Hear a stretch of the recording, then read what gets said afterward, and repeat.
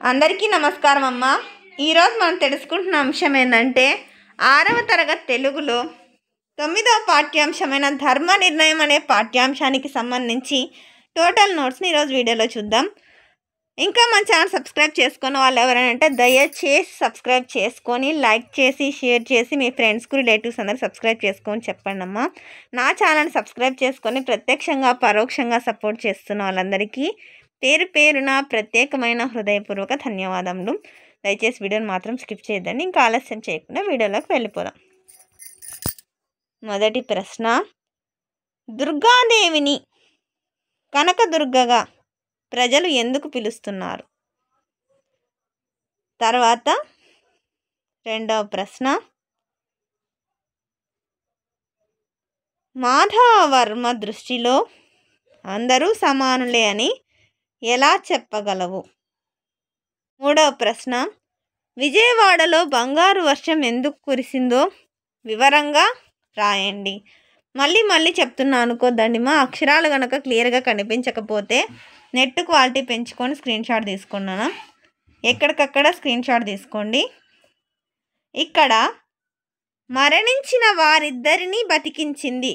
ఎవరు బతికించినారు? దుర్గమ్మ బతికించింది. అక్కడ కనకవర్షం కురిసింది కాబట్టే ఆ ఊరికి విజయవాడ అని విజయం గెలిచింది కాబట్టి విజయవాడ అని పేరు వచ్చింది. కనకవర్షం కురిపించినందుకు అక్కడ ఉన్న దేవతను కనకదుర్గగా పిలుస్తారు. కనకం అంటే మళ్ళీ ఏదో అనుకోదండి, బంగారు. ఓకేనా నాన్న?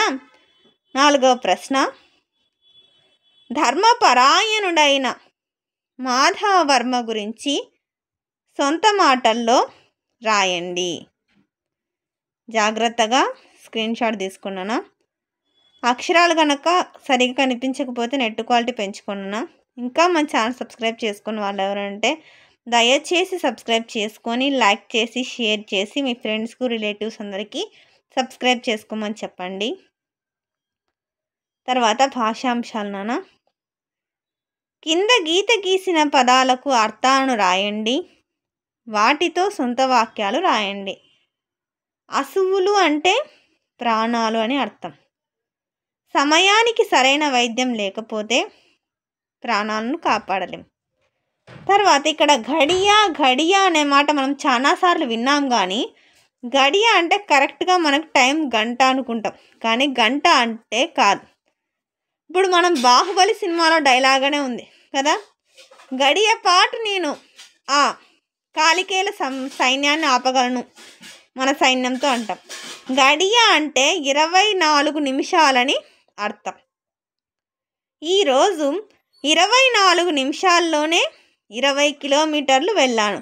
మళ్ళీ చెప్తున్నాను, గడియ అంటే గంట సేపు కాదు, 24 నిమిషాలు మాత్రమే. అర్థమవుతుందా? ఎగ్జామ్లో బిట్స్ అడుగుతారు, ఇట్లాంటివి జాగ్రత్తగా గుర్తుంచుకోండి. పర అంటే ఇతర విషయాలు పట్టించుకోకుండా చదువుకోవాలి. తర్వాత అశ్వం అంటే గుర్రం. దూరం పరిగెత్తిన గుర్రం తొందరగా అలసిపోదు.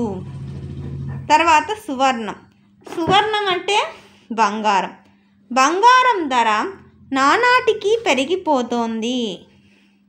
క్రింది ప్రకృతి వికృతులను జతపరచండి. రథం అంటే అరథం, కుమారుడు అంటే కుమరుడు, ఆజ్ఞ అంటే ఆన. క్రింది ఖాళీలను వ్యతిరేక పదాలతో పూరించండి.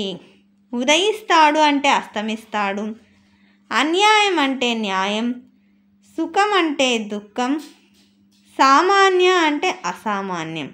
అందరికీ ధన్యవాదాలమ్మా. ఇంకా మన ఛానల్ సబ్స్క్రైబ్ చేసుకుని వాళ్ళు ఎవరైనా అంటే దయచేసి సబ్స్క్రైబ్ చేసుకొని లైక్ చేసి షేర్ చేసి మీ ఫ్రెండ్స్కు రిలేటివ్స్ అందరికీ సబ్స్క్రైబ్ చేసుకోమని చెప్పండి.